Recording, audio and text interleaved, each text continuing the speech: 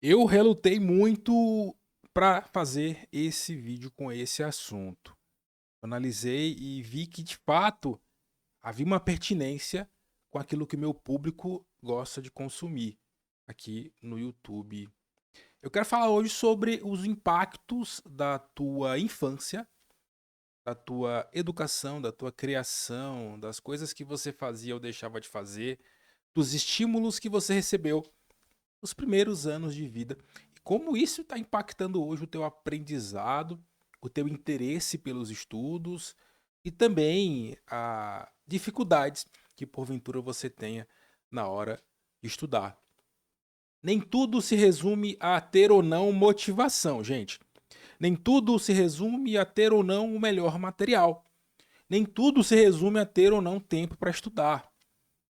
Tá todo mundo preocupado demasiadamente com técnica, estudo e pesquisando horrores, pesquisando e consumindo todo tipo de conteúdo sobre técnica milagrosa, aprenda mais rápido, tenha esse curso, tenha esse material e saia do zero em um mês. E a gente esquece de analisar com profundidade a nossa própria vida. E um dos focos desse canal é, sem dúvida, olhar a aprendizagem para além dos mitos, para além das táticas de aprendizagem acelerada. Eu também tenho um olhar humano. E, principalmente agora que eu me tornei pai, pai de primeira viagem, e aí naturalmente uma busca por compreender como é que funciona o cérebro de uma criança, de um recém-nascido, o que eu devo fazer para maximizar, né, o aprendizado, para que essa criança tenha um ambiente saudável, os estímulos corretos. E quanto mais eu pesquiso sobre isso, quanto mais eu leio sobre o assunto, mais eu tenho certeza de que muita gente que está estudando para concurso hoje, infelizmente, infelizmente mesmo, tem profundas dificuldades por conta do que aconteceu lá na infância. Eu vou colocar aqui na descrição do vídeo os estudos científicos nos quais eu me baseei para dar essas informações. Eu não estou falando aqui com base em achismos, com base em voz da minha cabeça. Eu estou me baseando em estudos científicos consagrados, validados, publicados em revistas de renome mundial. Mas, além desses estudos, fica muito claro um ponto que é o ambiente cultural, social, econômico em que você foi criado. E como isso impacta ou impactou o teu cérebro neurologicamente. Como isso reduziu ou aumentou a tua carga cognitiva, a tua capacidade de aprender, a tua capacidade de se interessar por assuntos difíceis. Por exemplo, vou te dar um exemplo aqui. Crianças que cresceram em ambientes caóticos tiveram ao longo dos anos muito mais dificuldades de aprendizagem, tiveram muito mais problemas escolares do que outras. O que é um ambiente caótico?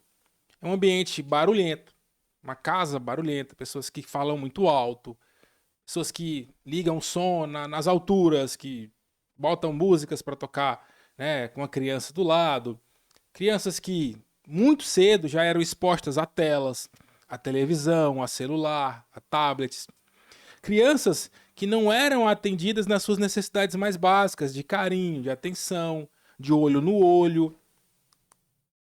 Crianças que não eram expostas a estímulos visuais, táteis. Por exemplo, meu filho mesmo tem 3 meses e desde um mês e meio eu conto histórias para ele. Livros ali, eu pego o livro, boto na cara dele aqui, fico lendo, passando a página, ele fica louco. É incrível ver aquilo, ver como ele fica, né, extasiado com aquelas imagens bonitas, e aquilo tá alimentando ele neurologicamente. Desde a gravidez, eu já contava histórias, eu já interagia com ele. E é engraçado, né, que quando a gente interage com o bebê ali, o feto, ele se mexe, ele reage, ele ouve tudo que está acontecendo. Então, desde a gravidez, a criança já está sendo estimulada neurologicamente, com as emoções da mãe, os estímulos que a mãe tem, os medos, as angústias, tudo aquilo já está formatando como é que vai ser a inteligência daquela criança. E até os 3 anos de idade, nessa primeira infância, é o momento em que o cérebro do indivíduo está muito, mas muito, muito, muito, muito aberto a aprender coisas novas. Então, tudo que ela faz, tudo que ela recebe até os 3 anos, vai dizer o quanto que essa pessoa vai estar interessada ou não nos estudos. E você pode me falar, mas eu conheço alguém que cresceu na favela, num ambiente ruim e conseguiu passar em concurso. Cara, a gente está falando da regra. Eu estou falando da regra. A ciência trabalha com regras e não com exceções. A ciência trabalha com pesquisas que utilizam inúmeras pessoas como escopo ali. Então, tem muitas pessoas que são analisadas por anos. Então, a gente trabalha com regra. Eu não trabalho com exceção. Então, você pode ter uma pessoa que tem uma superdotação. E, ao outro lado, deixa eu até voltar ao que eu falei. Eu faço terapia há algum tempo também. E conversando com o meu psicólogo antes de fazer esse vídeo, eu perguntei para ele qual, como é que é a porcentagem de pessoas superdotadas, olha só, superdotadas, pessoas que têm um QI acima da média. Qual a porcentagem de pessoas superdotadas que conseguem se destacar na vida? E ele foi categórico dizer: a maioria das pessoas que são superdotadas, que são supergênios, não se destacam na vida. Porque elas são criadas em ambientes tão ruins, tão pouco estimulantes, que elas simplesmente se fecham. Elas retardam a inteligência, elas começam a agir como os outros para poder se adaptar àquele mundo. Então, é importante que você perceba, de repente, uma alta habilidade do seu filho, uma superdotação desde pequeno, para que ela receba os estímulos corretos desde muito cedo para que isso seja potencializado. Porque, do contrário, são pessoas que acabam entrando no alcoolismo, no uso abusivo de drogas e problemas psicológicos por conta do excesso de inteligência. Então, no fim das contas, altas habilidades e superdotação, se não bem gerenciados, podem gerar problemas sérios para o indivíduo. Então, olha para você hoje. E aí eu quero que você participe, se você puder, se você se sentir confortável, porque a gente está tocando num tópico, né, da vida, da infância de vocês, né? É um negócio sensível demais. Muita gente foi criada só pela mãe, ou só pelo pai, ou só pelos avós. E isso com certeza impactou na sua formação neurológica. A ausência de um dos pais. E a gente sabe que hoje a sociedade capitalista, os pais não têm mais tempo para os filhos.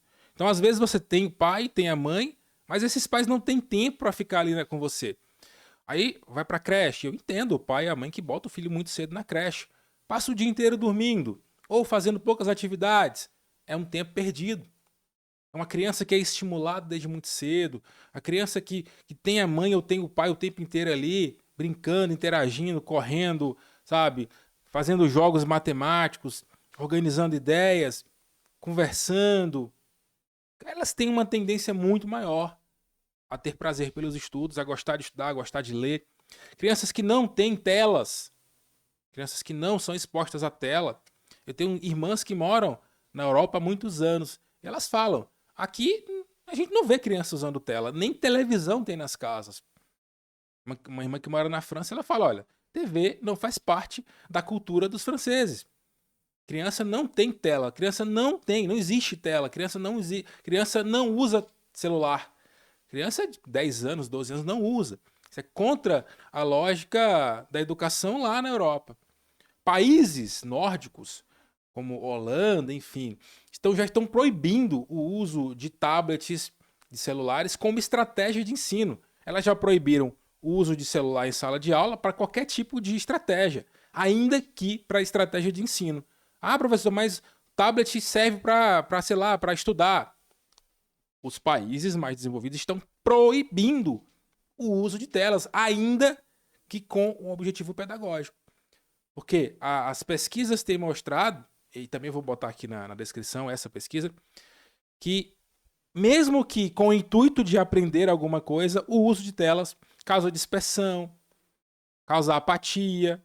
Então, estão voltando a estimular o uso de papel e caneta, de livro, né, de caderninho ali, escrever à mão, porque os estímulos sensoriais e motores são muito maiores. Então, eu quero que você compartilhe um pouco da sua experiência, da sua jornada. Como é que foi sua infância? Seus pais contavam histórias para vocês? Seus pais pegavam livros? E eu entendo. A maioria dos pais não tiveram isso dos pais deles.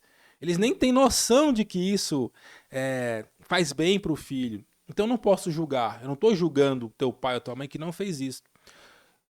Mas uma coisa é fato. Enquanto você não entender quem é você, enquanto você não compreender a dinâmica da sua vida, à luz, né, do autoconhecimento, você vai continuar sempre dando murro em ponta de faca.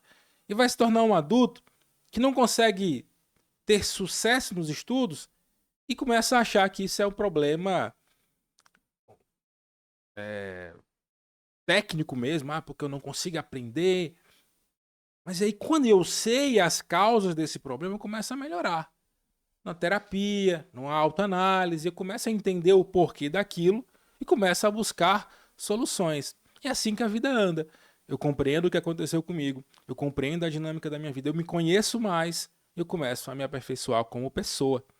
E é isso que a gente tem feito aqui. Algumas pessoas começam a entender isso e buscam uma terapia, um psicólogo, né? Buscam autoconhecimento, buscam estar menos tempo em telas, buscam mais tempo em leituras, em livros, em filosofia. A filosofia nos ajuda muito a nos compreender. Cara, é absurdo. A religião também nos ajuda, tá? A música boa, naturalmente, né? Mas eu incluo aí a filosofia também como um elemento de autoconhecimento. Então, para você, como é que você enxerga isso? É uma balela? Não faz sentido algum? É um besterol que eu tô falando aqui? Ou para você faz sentido os estímulos ou a falta de estímulos que você recebeu ou os estímulos que você não recebeu impactaram você hoje? Você via seus pais lendo livros? Você via seus pais conversando com você? Ou você não? Você sempre via seus pais brigando? E você acha que de alguma forma isso gerou impactos emocionais na sua vida adulta? Quero saber. Todo indivíduo é um ser complexo e cada um merece uma atenção especial de acordo com as suas necessidades. Um forte abraço e nossos cursos de redação estão disponíveis. Link na descrição. Curso de redação do zero, cursos com correções, teoria, modelos de redação, temas comentados para você sair do zero na prova discursiva. Tá na descrição do vídeo, é só clicar e ir lá. Valeu!